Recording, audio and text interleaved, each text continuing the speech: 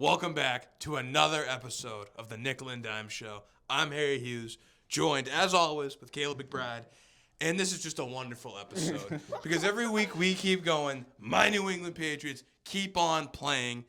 We talk about that. Looking forward to the conference championships this Sunday. Looking back a little at the divisional weekend. And yeah, it's going to be a great episode. Looking at football all around today, I believe. Yeah. It's going to be fantastic. I'm starting off in the divisional round while I'm already on a roll. Might as well. Patriots-Texans. Going into this game, this Houston defense, they're no joke. Everyone's saying they're like all time. And to give them credit, they looked great, I thought, last week. They gave the Patriots a hell of a tough fight. And held Drake May under 200 passing yards, which is rare to do this year. Yeah. But, unfortunately, their defense was not the story of the game. And I'm not even sure it was the Patriots' defense, really. I think the story of the game is C.J. Stroud.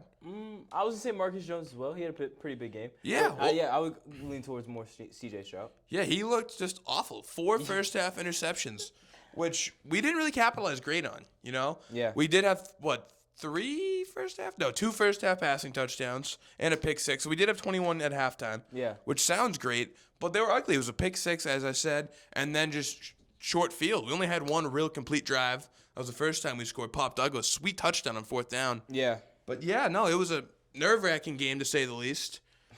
I just can't believe the Patriots are in the position they're in right now. Yeah, you said it before we came on, Harry. You can't believe that the Patriots are a game away from playing in a Super Bowl. Yeah. And this was a three-win team a year ago. Yes, 3-14. And for them to be a game away from the Super Bowl, it is honestly remarkable. Like you said, I'm going to backtrack real quick. Like you said, C.J. Stroud, absolutely horrific last week. Masterclass. I mean, exactly.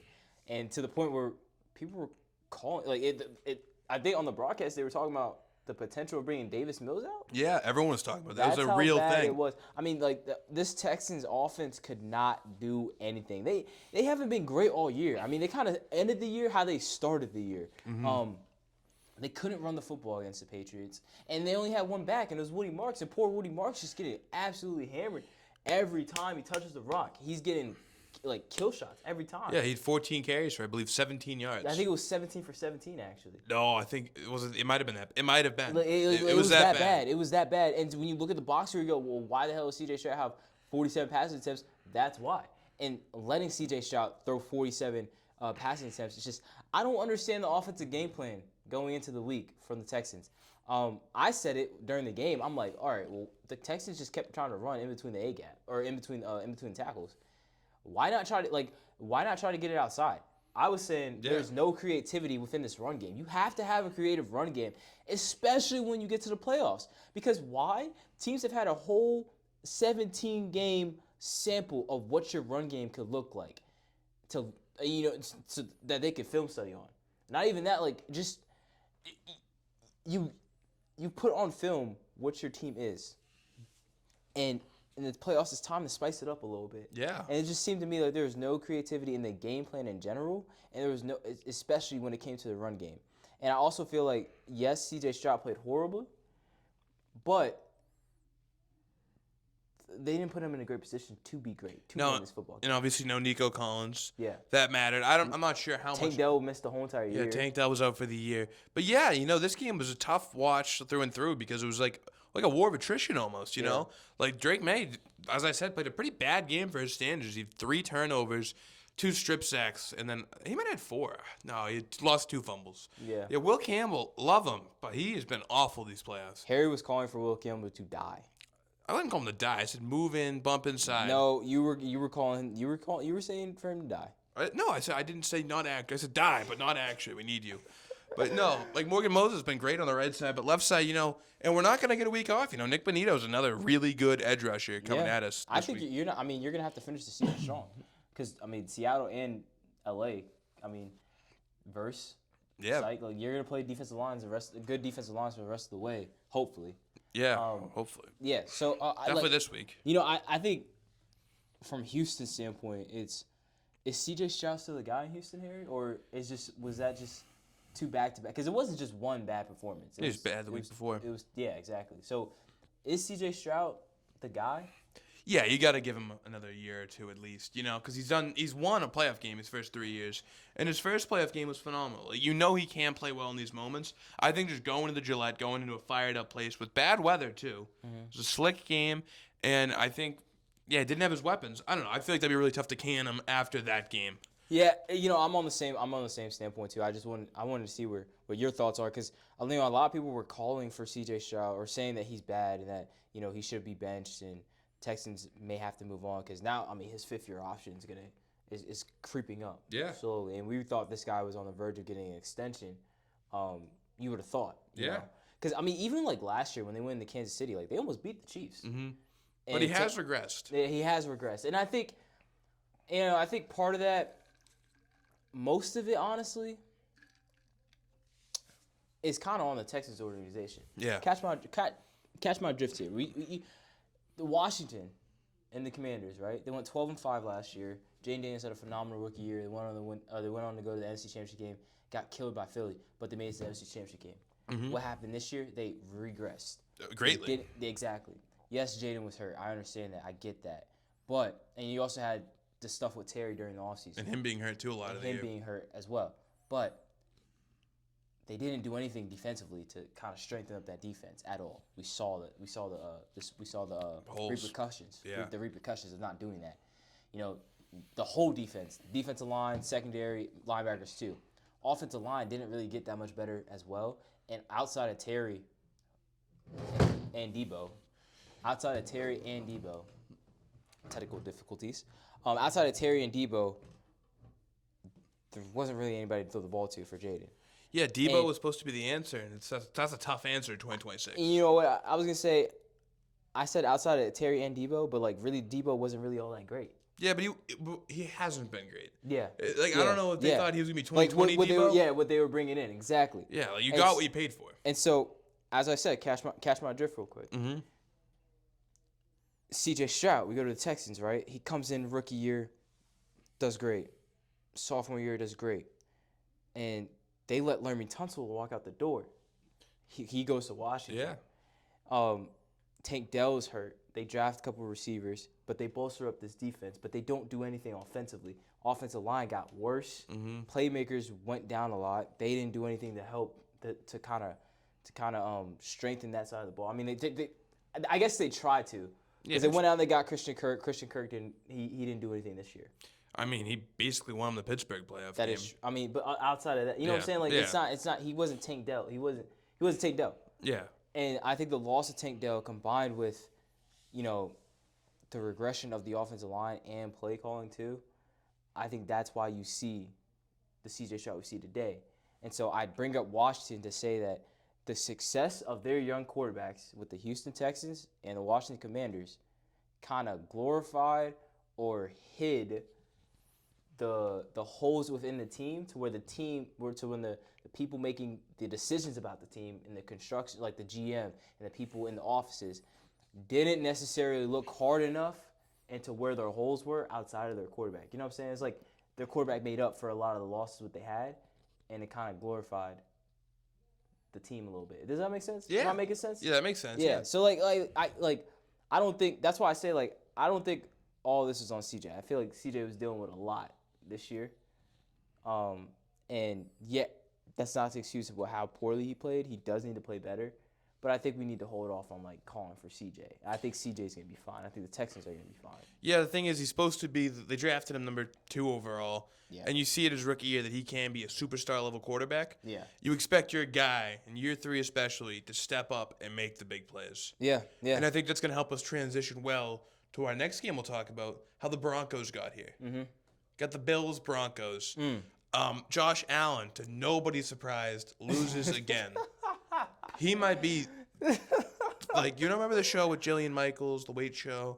What was it called? Biggest Loser? The Biggest Loser. There's no S. It's not The Biggest Losers. Oh, it's The Biggest Loser. Dude, I remember that show vividly. I used to watch that. That's a canon event. Yeah. My parents watched it. It was like, hell yeah. But, what was I going to say? Yeah, no, Josh Allen, they lost that game to Denver. Mm-hmm. Controversially, I'll say, I think, and this is going to sound crazy coming from me, exactly. I think the Bills got screwed. I do. I think they got fricked What are you talking about though? I think I didn't like the pass interferences. Okay, yes. I think those were awful. Everybody's talking about the interception. That was a pick. I think that was a pick. I can understand why the Bills fans were upset because early in the year in New England, a very similar play happened. And what did the ref say? He said, that's a catch for the Bills, even though Marcus Jones is running with the ball. I fell to my knees. I screamed. I said, this can't happen to me. And it did. So I understand why the Bills and their little-minded thinking, because they got lucky call one time, why they thought that should have been a catch. Uh-huh. And, yeah, I think in overtime. You're kind of in Bills colors right now. Old school Pats. You kidding me? I know, but, like, it's kind of... Old school Pats. Anyways, I didn't mean to cut you off. Go ahead. But yeah, it's just I think those pass interferences, and I know one of them had a roughing the passer attached, which was fair. Super late dirty hit. Yeah. Not shocking with those people in Buffalo. Dirty people. Screw them.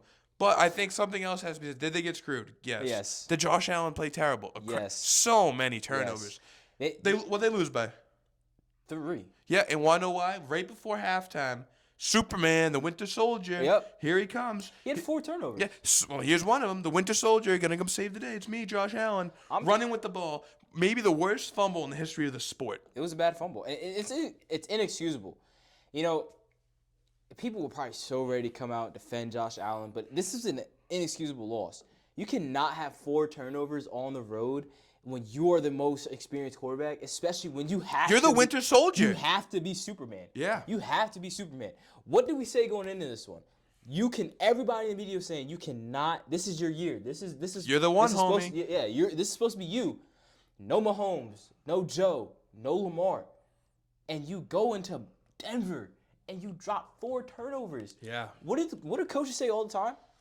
Don't let the refs call the game. Like don't let it come down to the refs. And no one does it better than Buffalo. Every single year, it's the refs with them. We changed the overtime rules for them, and they still couldn't get it. They're like the Notre Dame of the NFL. Oh my! Don't even get me started. We might have to talk about maybe at the end. That's absolutely ridiculous. Asinine. But yeah, every time Buffalo they need the refs. Oh, overtime wasn't fair.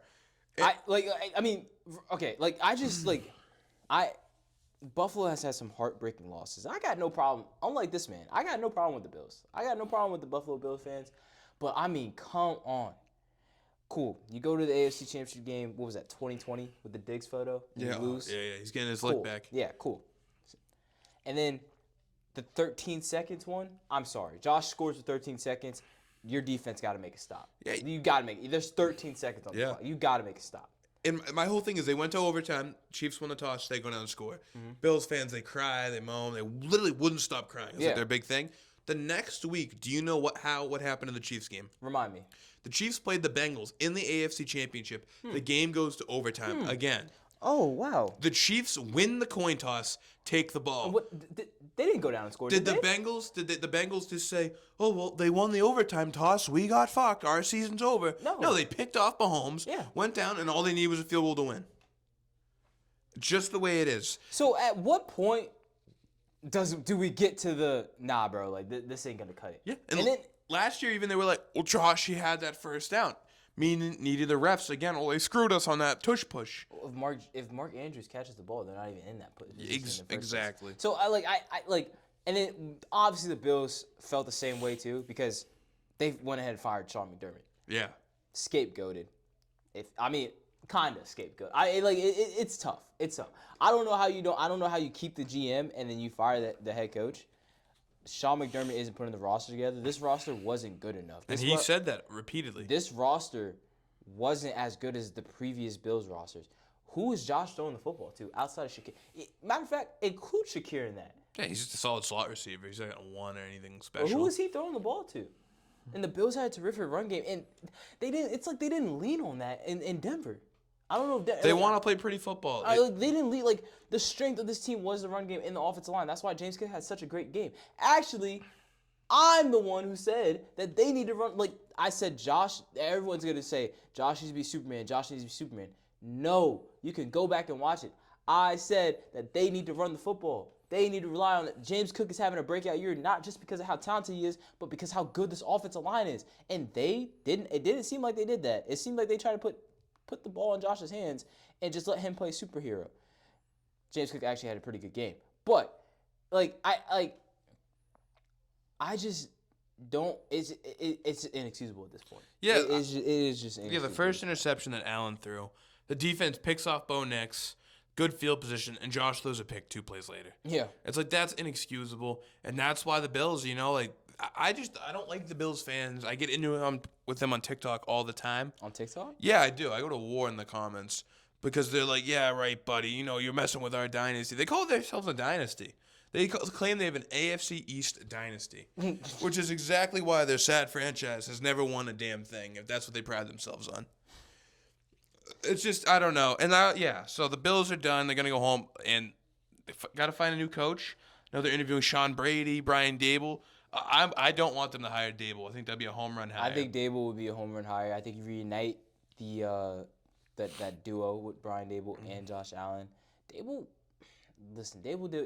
dealt with a lot in New York, and I think New York City / Jersey, and I think that he could learn. Yeah, he should have learned from this, but I also think that we got to remember, like, this guy took the Giants with Daniel Jones in his first year to the playoffs, and not only took them to the playoffs, won them a game in the playoffs, and he went 6-2 on his first 8 games. So yeah, great coach. Brian Dable is a really good coach. So yeah, over to the NFC. Yes, sir. Talk about the teams who lost quickly. Yeah, and then we'll get to our championship picks and predictions and such. Yes, sir. So yeah, we'll get to the first game. Just, oh my God, I proudly picked the Niners last week. I tried to tell you. It is what it is. I tried to tell you. I don't know. Like, the Niners, I believed in Shanahan. I believed in Purdy. And they stunk. They got their teeth kicked in, From the jump. Literally, yeah, 7-0 before an offensive snap was run. Yeah. And it was tough, Purdy didn't play great. Even Sam Darnold only had like 170 yards, I think, in that ballpark. Yeah. And it's all they needed, really, because their defense, the run game, Ken Walker going crazy. Yeah, it was just an old-fashioned ass-kicking. Yeah. And I think really kind of put everyone on notice. Like, damn, like the Seattle team, like, we know they had a great regular season. We know they had the bye. But they just beat this same Niners team by, like, 6 the week prior. Yeah. In the Week 18 game. And no, they came up to Seattle, and they beat the ever-living snot out of them. Yeah. This Seahawks defense is for real. They ranked 3rd in overall passing efficiency, the 1st in overall rushing efficiency, and 4th in pressure rate.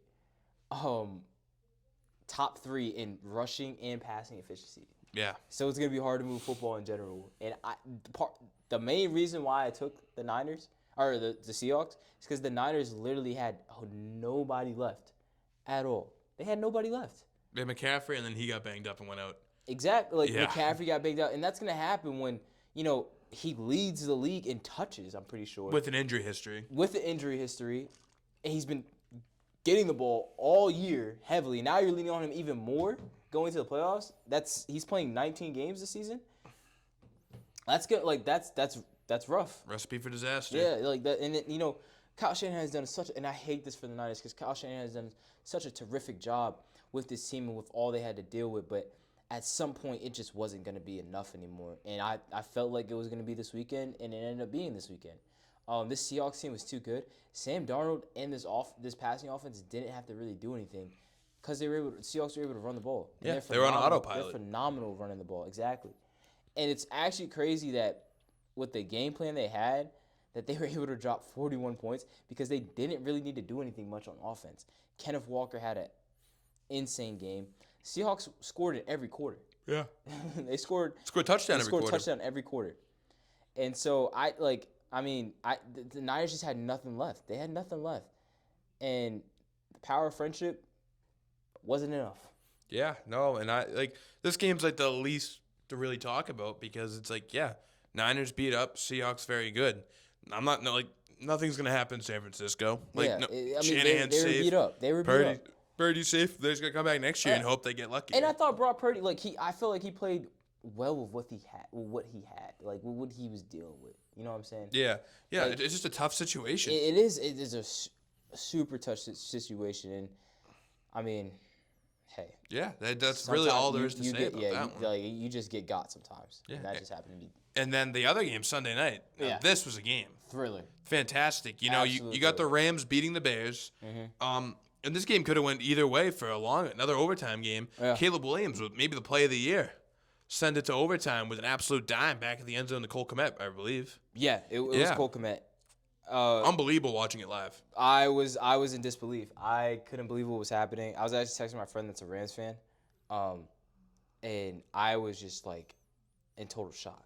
Like it's just incredible play. It was an incredible game from the jump too. Yeah, great game. High intensity, great Chicago crowd. Yeah. Outdoors. I don't love how the NFL is going to this whole dome. Because you had 4 great outside games this weekend, or prior weekend. You go in New England, in Denver, in Seattle, and in Chicago. And the weather added something to it. It did. It made it. That's the home field advantage. Exactly, like New England. Yeah, you take them out the dome. Yeah, I mean, like it was nasty northeast weather. Yeah, it was. Chicago, cold, bitter, cold, and it was a physical game. And that you just know like that's football. Like that's what the way fans it is. want to see. And just NFL just going to strictly domes is gonna suck. It's gonna suck because they're gonna take that away. I won't let Robert Kraft join them. I want to be outside in Gillette. But yeah, this game was fantastic. Obviously Caleb Williams, and he did have a bunch of picks. Yeah. Second year though, like same thing. I think you saw a lot. I think you saw everything you need to do this year from Caleb Williams. Yeah. Like he had an up and down rookie year, but he was pretty damn good this year. Borderline great, I'd say, especially down the home stretch. Him and Ben Johnson really getting together, figuring it out, unlocking Colston Loveland, Luther Bird, and getting those guys involved. And, maybe it's not Odunze. Maybe it's not DJ Moore. Maybe the other two, Loveland and Burden, are who you really want to focus on because those guys have really sparked as of late. Yeah, and just to, kind of counterpoint your argument a little bit, Harry, I think Odunze, because remember, Odunze was dealing with injuries towards the end of the season. And so, but before that, he was on fire. But that was week 4. That is true. He did fall off a little bit, but who knows? Maybe Rome could get back and have that type of start the year off well and then finish the year and stay healthy. And then you got just the offensive juggernaut there in Chicago. With a great mind. Future is bright in Chicago. Yeah. Future is bright. Definitely not something to hold your heads on. Yeah. Because all these different games, the Texans are kind of like, what do we do? But they should have stayed the same. Chicago, good season, great start, lost to a good team. Niners, get healthy. Bills, just fucked. Which is the best case scenario for all of this. Dude, they have to, other than the Browns, they have to be, the most, black cat cursed franchise out there. Yeah. Just think about the Super Bowls. 4 in a row. 4 in a row, don't win one. Not 1, not 2, not 3. 4 in a row. And you don't win one. That's the biggest loser. And then they had multiple years of just being horrible. Yeah, and their best player in franchise history is now known more for his trial for murder. Which is crazy, you know what I mean? You think OJ is better than Jim Kelly? Yeah. Let me see Jim Kelly rush for 2,000 yards in a season. Fair. OJ was nasty back. That's the juice. And everyone overlooks it because of what happened off the field. But OJ Simpson, unbelievable ball player. USC, Heisman winner, legend. The juice. And then you get to, modern day times with Josh Allen, the Josh Allen era in Buffalo, and it's just been nothing but disappointment. Misery. After disappointment for the Bills. So Gotta love it. I love it. I really do. Yeah, so that's the losers. Yeah. Now let's get to the winners. We're in the championship weekend. We only got 3 NFL games left the entire year. And it's my New England Patriots in the AFC Championship game. As different as things get, some things stay the same. This is a matchup we've seen many times in the playoffs, but different characters on all sides other than Josh McDaniels. Literally. He is still there and hanging around. Good for you, Josh. But yeah, we got Vrabel in May. This isn't Brady and Belichick. Different vibes completely. Vrabel's awesome. Belichick's a hard ass. And Drake May's some fun-loving kid who loves to sling the ball. And Tom Brady was a psychopath. A mercenary. Literally a psychopath. And you got Denver. A little storyline here. Bo Nix isn't playing. It's Jarrett Stidham up. Stiddy, they're calling him. And I know Jarrett Stidham. I actually hated him because we would beat the shit out of the Jets, and they'd pull Tom Brady out, and he'd throw meaningless pick sixes to Jamal Adams. I remember it was yesterday. And it was what is wrong with you? Stop it. But yeah, Jarrett Stidham, we've seen him sling it. He played for the Raiders a few years ago. He threw for 350 yards in a game. With head coach Josh McDaniels, by the way. But yeah, this is going to be a weird game because all the pressure's on New England. And if you were to say at this point, at the beginning of the season, the Patriots are in the AFC Championship game, you'd be like, holy, this is amazing. And you would tell them, and all the pressure is on you. You'd be like, what? How the hell did this happen? But here we are, backup quarterback. And this is Sean Payton, who's got a real good track record getting backup quarterbacks up and ready. Mm-hmm. We saw when Drew Brees went out in 2019, Teddy Bridgewater rattles off 6 great wins in a row. Mm-hmm. And I'm not saying that Jared Stidham's Teddy Bridgewater, because Teddy Bridgewater is like a premier backup. Two-glove Teddy. Yeah, premier backup at that point in his career. But yeah, this game, it's for everything, really. I'm nervous. This is a Denver defense, legit. But I like the Patriots.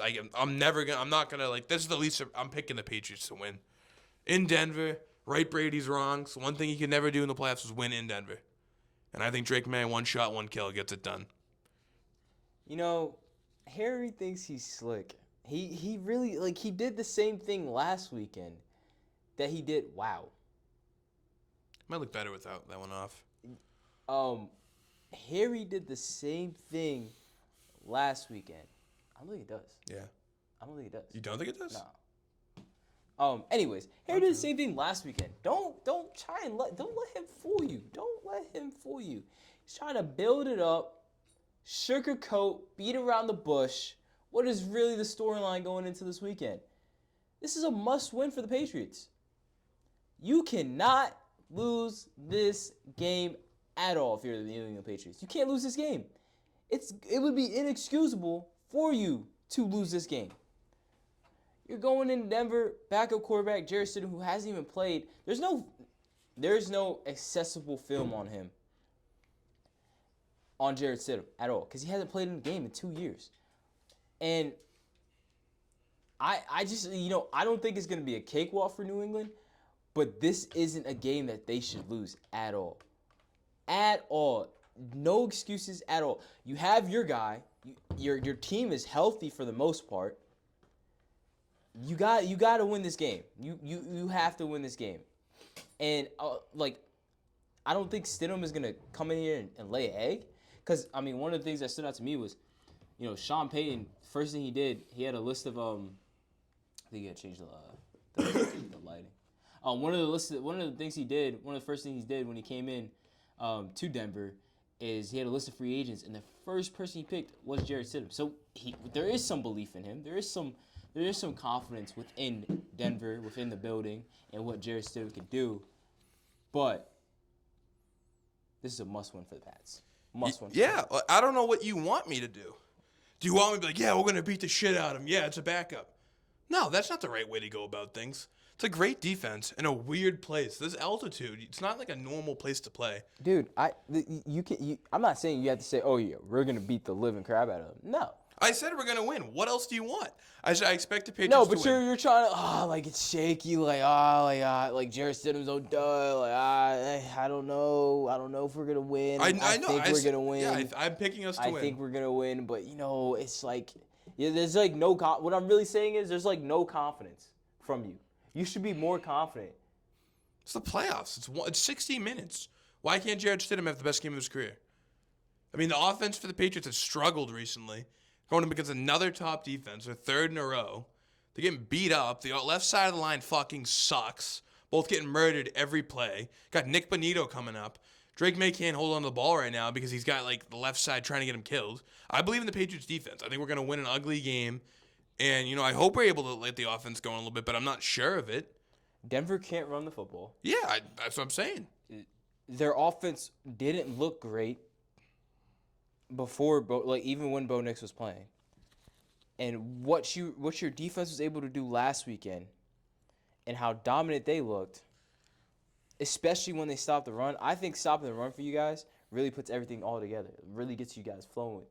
Because then, obviously, you make a team one-dimensional. But I really think that that's your extra juice, your extra kick. And Denver's horrible at running the football. Yep. And so it's a good matchup. Yeah, it is. It is a good matchup. All I'm saying is you got a Super Bowl winning head coach. You got Sean Payton, probably a Hall of Famer at this point in his career. I'd say so. Yeah. And I don't know. The only one time I've ever guaranteed a Patriots playoff victory was against the Eagles. See, I'm not.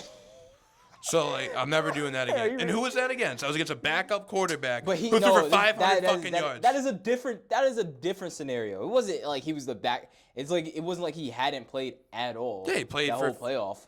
He played beyond the playoff because Carson Wentz got hurt week 14. I know, but I'm just saying, I've seen this story before. So Foles had 15, 16, Wild card, probably. I think they had a bye. They probably had. I think they had a 1 seed that year. So okay, so he played one playoff game. 15, 16, one playoff game, and the Super Bowl. So he had 4 games. Yeah, and I know it's different, but like it's still the backup coming in. Like I don't think there's any reason to like start celebrating by my AFC championships yet. Let's play the damn game. It's football. Like shit happens. Like you could fumble. Like weird stuff happens all the time. Like even in the regular season, like the 3-win teams that suck this year, they beat somebody. They got the 3 wins somehow. You know what I mean? It's like I don't know. I picked the Patriots to win. I think we're gonna win, but I don't think this Denver. It's not a pushover.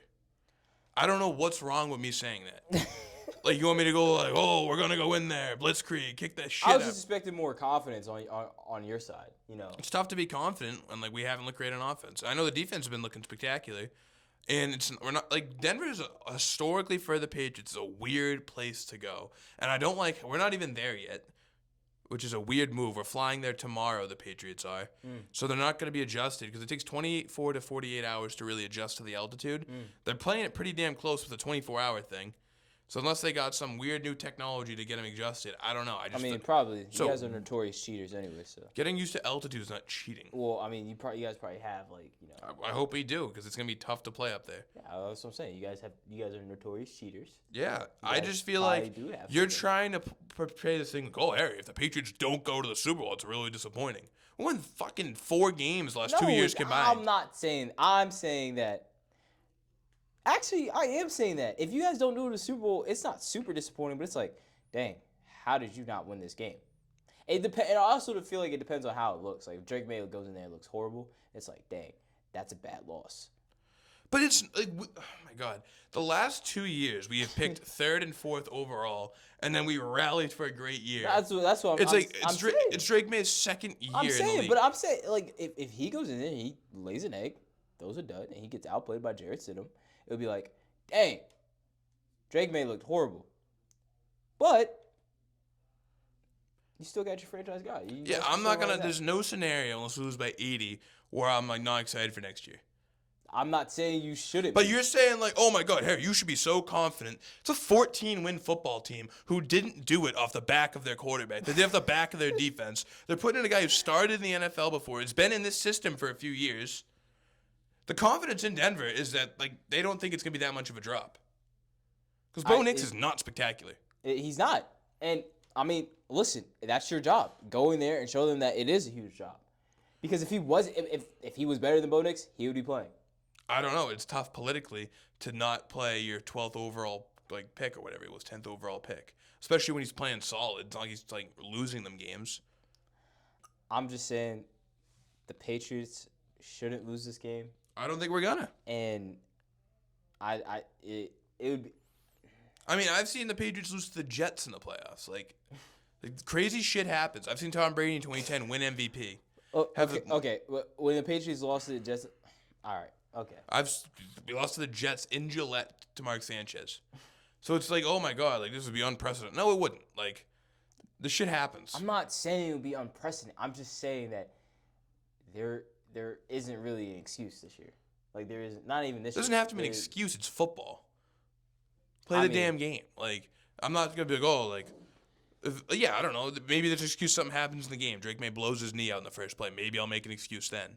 But as of right now, yeah, we should go in. We should handle business and get ready for the Super Bowl. But 60 minutes, anything can happen, and Denver's a weird place, as I was saying. The Bills should have beat them last week. Shit got weird. The refs just showed up for him. I don't know. Josh Allen had 4 turnovers. We just went over that. That's what I'm saying, though. But like fluky, weird things. Why is Josh Allen at the end of the first half running like a chicken with his head cut off? Is Josh Allen usually not reckless? But that was really bad. Come on, but that you telling me that's not on par with Josh Allen? No, that's what he does. I know. But I just feel like you're setting up like, oh, you don't want to lose this one. Yeah, I don't want to lose the AFC Championship. I don't know how you figured that one out. Gee whiz, I was hoping we lose and then we can really build it. No, I want to go to the fucking Super Bowl. Obviously. But I'm nervous. I think, I don't know when the last time you played a high leverage game was. Oh, here we go. Because when you guys lost to the Eagles. Swinging below the belt. When you lost, I was in the same position a year ago. You can get up. You can do it in a year. Swinging below the belt. All I'm saying is. Swinging below the belt. I see how it is. No, it's just what it is. When you guys played the Eagles in your playoff game, when you guys lost, you knew you were going to get your ass kicked. Okay, so what? So it's saying you don't have like. Continue your point because I'm lost. Because when you played the Vikings, when you went in there, were you a little nervous? Yeah, of course I was nervous. But like, yeah. So I'm the same thing. You played Kirk Cousins, who's like an all-time loser. Like, oh yeah, you're gonna win, but it's still like, all right, let's play it by ear. 13-4 Vikings team. We're playing a 14-3 team. That's more. So you're taking this Denver Bronco team over that Vikings team? Stop. Not even close. Stop. I don't think that's a crazy take at all. They're the 1 seed. They're pretty damn good. It's been a good Buffalo team. Bro. You're talking about a one-off wild card team that lost to the Giants. No offense. Kirk Cousins is like an all-time boob in the playoffs. Okay, but I guess. Like, okay, I'll give you that point. I'm just saying, you're coming at me like, oh, you should guarantee victory. You should be. I mean, no, as a fan, you're going to get nervous for big games. I don't know how you can't rationalize that. I'm not. Like, you were like. I'm not rationalizing. No, that. you're telling me like, you should be way more confident. I'm telling you, like, no, like, we have to play the game. I'm a fan of the team. You're like an outsider. You know, you're a Giants fan. You're watching it just purely on the X's and O's, on what you think would happen. When you're a fan of the team, it's different because you know what's at stake. Like, damn, it's going to suck if we lose for the next 8 months or whatever. It's a completely different thing. Being an outside analyst, like, oh, well, Patriots are a better team. They should win. Yeah, we should. And if we don't, it's going to fucking suck. Like, you know what I mean? I don't know how you're missing the point on this. I don't think I think your emotions are into it. You're telling me that I should be more confident. And so, yeah. And you're like, oh, you said, oh, you're setting it up that he feels like, oh, like trying to like. Yeah, you are. I'm not. I'm because saying. You're going to come in here next week and you're going to be like, I told you guys it was a possibility. If the Patriots lose, you're going to be like, I told you guys it was a possibility. You know, it gets weird in Denver. It gets weird in Denver. I don't know why, as a fan, I'm not allowed to get nervous and look at the side that, okay, we could lose, and here's why we could. It's like that's crazy not to do that. So go with rose-tinted glasses and see Drake May, we win by 50. No, I'm saying this is a weird place, as historically has been for this team. I know it's different people, but even Josh McDaniels, like, hell, when he coached in Denver, he couldn't fucking win there. Like, I'm saying it's not a crazy thing to be like, all right, like, this Denver team, fluky things happen. Backup quarterbacks have won big games before. Hell, Tom Brady, when he came in, won Super Bowl as a backup. Obviously not in the playoffs, played most of the year. But he was a 14-point underdog in that Super Bowl. To the greatest show on turf. They're so good, they can't lose. But even when you brought up Nick Foles, he still had time. This is Jared Kittle coming off the bench with a week of practice. It's not Kendall Hinton. It's not the worst thing the Broncos have been through. It's like the Broncos don't have an their offense isn't exhilarating. Their offense isn't exciting. exciting. That's the thing. It's not. So why can't he do what Bo Nix did? Because they don't have the playmakers to do so. Like, you guys should. But Bo Nix does nothing special to begin with. Oh my God. He just runs a fucking system. Bro, that's like their offense is beginning to they're starting to get got. In my eyes. They're starting to get got. Yes, they dropped 30 points against Buffalo, but Buffalo's defense isn't any they had to bring in Tre'Davious White to help out in the cornerback room. Buffalo's defense is nothing to write home about at all. So you don't think it's possible the Broncos win 17-14, something like that, and Jared Stimson was like 150 yards and a touchdown? That's not something that could happen. I totally think so. I think so, but I don't think that's going to happen because how are they going to move the football? That's what I'm getting at. They can turn it over. You're saying that Jared Stidham just has to run a system. Your defense is good enough to stop that system. Yeah, but their defense is good enough to turn us over. We have 4 turnovers. We have 5 turnovers in the playoffs so far. You're telling me that now all of a sudden the left side of the O-line is beginning to become some juggernaut and stop down their great pass rush?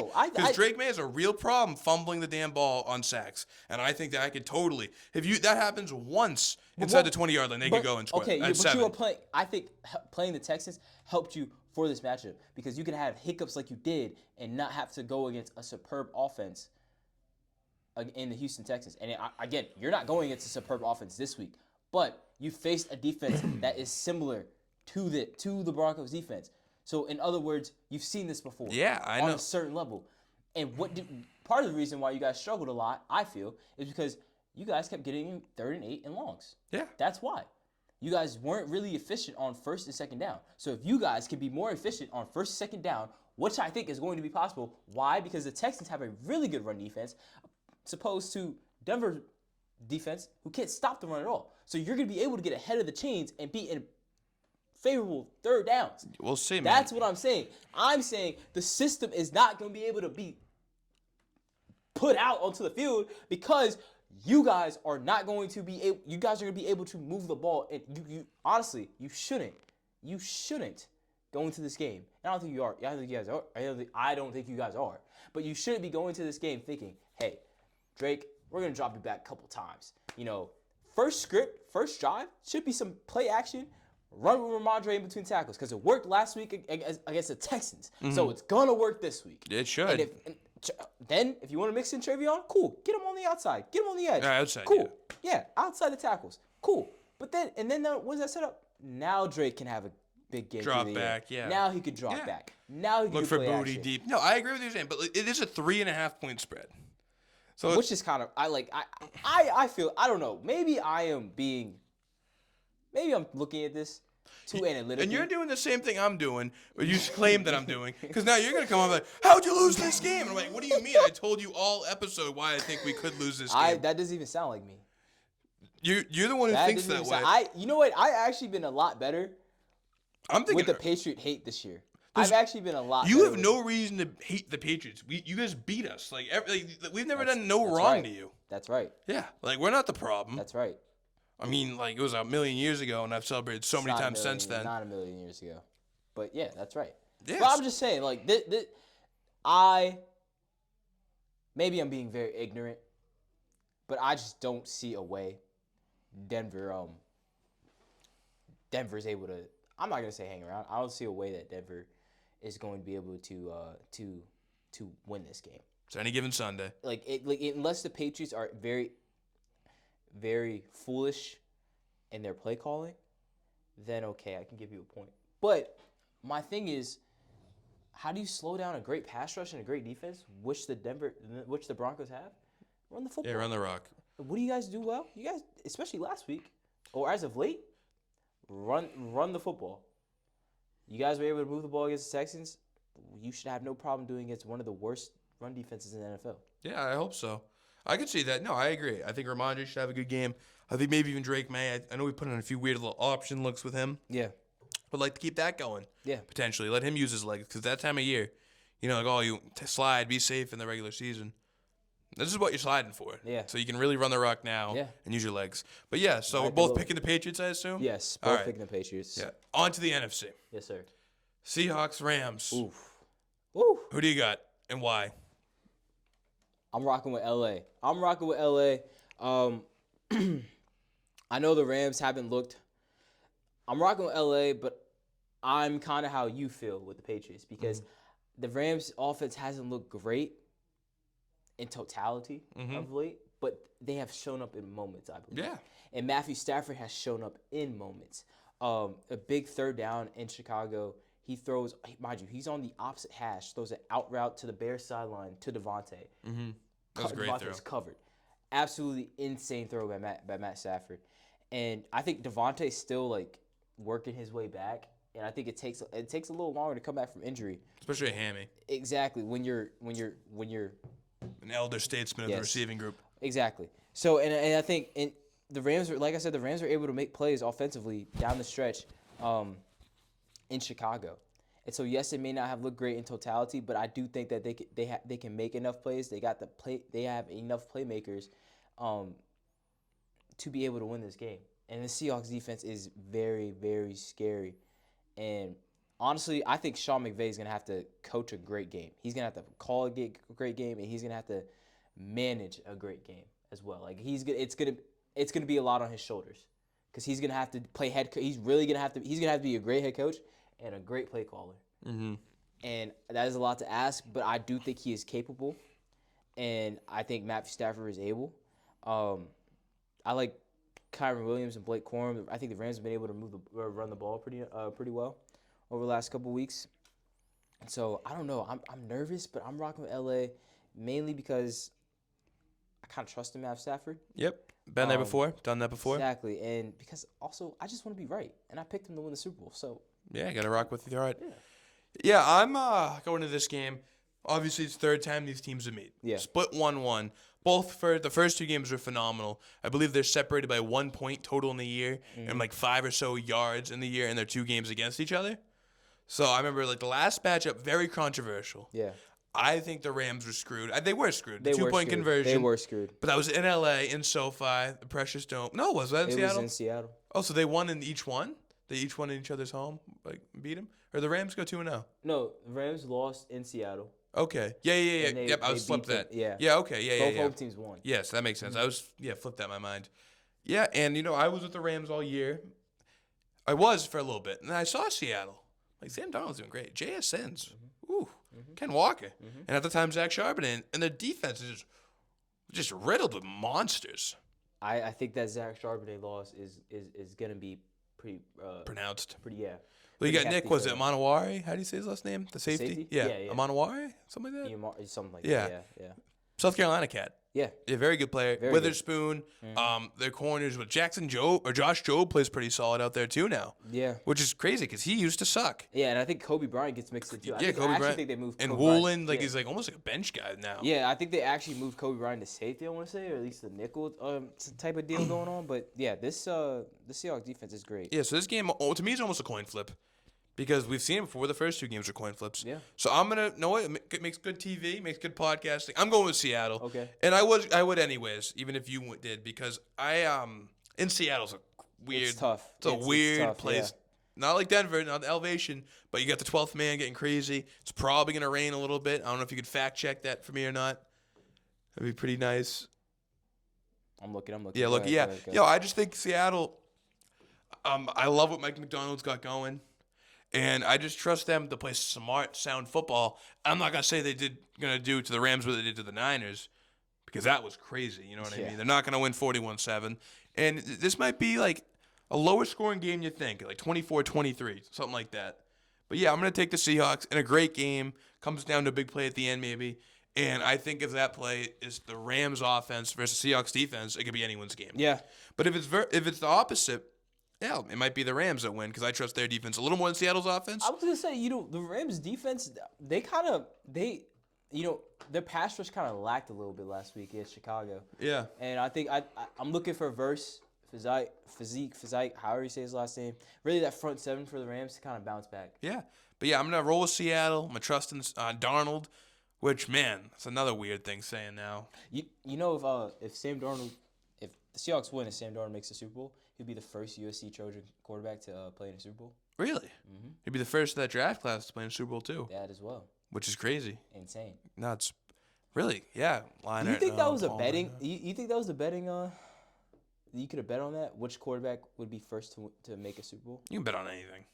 You can probably bet on Kalish how long this episode's gonna go. I wonder if someone if someone able to put something down on that. How long would that be for his career? I wonder how it worked. It would have been his first to do it. Because he was the third pick, so you would think Well, it depends when you place it. That's what I'm if saying. You placed if you placed it on draft night. Yeah, if you placed it when he's the backup on the Niners, you could make some money. Exactly. But yeah, huge game. Should be more exciting than the Patriots Broncos game, I would think. I hope so. I kind of hope this is low key a shootout. That's what. But usually the second game was a shootout. Yeah. 100%. Yeah. Usually the third game between two teams is the defense has the most knowledge now. Mm-hmm. It's gonna help the defense more. It's gonna help the offense. So I hope it's a high scoring game, but I think it should be down a little bit. Yeah, I think this game kind of plays as the Seahawks' favor a little bit. We'll be able to run the ball. They did a tremendous job last week. But that's against a beat-up Niners team and a beat-up Niners defense. I think the Rams will be able to stop the run a little bit because the Seattle offense isn't really great at running the ball. Yeah. And I think they can kind of get after the run game a little bit, playing that favor. But I think we're going to see a coaching masterclass, and I think we're going to see a great game. High-level football. Yes, sir. High-level football. Yes, sir. All right, lastly, get NFL honors. Yeah. Because the finalists just got announced for all the major awards. Yeah. Run through your MVP, Coach of the Year, Rookie of the Year. Rookie of the Year is for both offense, defense. Same thing with Player of the Year. Mm-hmm. And if you want to get comeback Player of the Year, you can for sure do that. Okay. Yeah, so I'll start off. Yeah. MVP. I totally understand the argument for Stafford or May. And you know what? I'll give it to Stafford. He can take it. Just because I think that bodes better. Quarterbacks who win the MVP don't win the Super Bowl a ton. So if it's Rams, Pats, and Super Bowl, I'm totally willing to sacrifice the MVP for something great. Right. And you can't deny Stafford's throwing stats are unbelievable. He had 45 touchdowns, 46 touchdowns, 8 picks. Pretty sharp. Stuttered a lot at the end of the year. And then had his little stat pad game against the Cardinals. That was awesome. But yeah, no, I think he's deserving. Hopefully Drake gets another chance in the coming years to get one, but I'm not going to be mad if Stafford wins the MVP at all. Yeah, I got Matthew Stafford as my MVP as well. Harry basically hit the nail on the head. Yeah. Touchdown interception ratio has been great all year. He's kind of, fallen off towards the end of the year, but I think that if you look at the whole body of the work, it's still phenomenal. Yeah. It's still great. So. Great year, Yeah, so Drake, we'll be all right. Man, we got bigger fish to fry. Yeah. Yeah, for Offensive Player of the Year. Bro, This thing light keeps freaking moving, bro. Go ahead.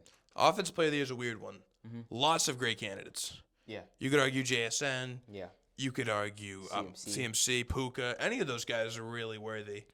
I think I'm going to go with Christian McCaffrey. I think him getting the 1,200 rushing yards, 900 receiving yards. Yeah. And for really most of the year, just being the team's entire offensive engine. Yeah, I know he broke down a little bit in the playoffs, but this is a regular season award. This is a regular season award. Exactly. And he played fantastic, and I don't know, I think he was wicked deserving. And both those receivers, that whole division, I guess, they're all in the West, 3 guys I named. Yeah. Another one, who else got nominated? I know James Cook didn't. I think Bijan did. Definitely worth a shout out to him. He was a monster this year. But yeah, I think I'll go with McCaffrey as my Offensive Player of the Year. I was thinking McCaffrey too. I kind of want to go to McCaffrey as well, but I think that's kind of I feel like you can make the argument that he deserves to be in the MVP conversation too. Mm-hmm, yeah. And that's more of an MVP type of resume, I would say. Like carrying the team that? Yeah, exactly. Putting the team on your back. So I'm gonna go with JSN simply because of just to have a different answer. Yeah. As well as this dude had 119 receptions and almost 1,800 yards receiving. Monster year. That's insane year. 10 touchdowns too as well. He had a great year this year. Completely carrying the receiving core there too. Yeah. Yeah. Defensive Player of the Year, we'll make this one quick. Myles Garrett, correct? No. Brian Burns. Yeah, actually. wasn't nominated. No, Myles Garrett. But if you want to say how you think Burns. Yeah. Let me speak on this bull real quick. There's a couple. Brian Burns didn't even get a finalist. Wasn't even a finalist for Defensive Player of the Year. I know he's not gonna win it at all. Yeah. But so are a little recognition. The other guys. A little recognition. Aiden Hutchinson had a good year. Not better than Burns. Pretty sure Brian Burns was at one point in the season it was him and Nick Bonino for the sack lead in the NFL. Then Myles Garrett. And shit hit the fan. Yeah, Myles Garrett just got wicked hot. But who was number 2? Brian Burns. Because after we played them, Brian Burns was the sack leader in the NFL for a while. Then Myles Garrett started to get going.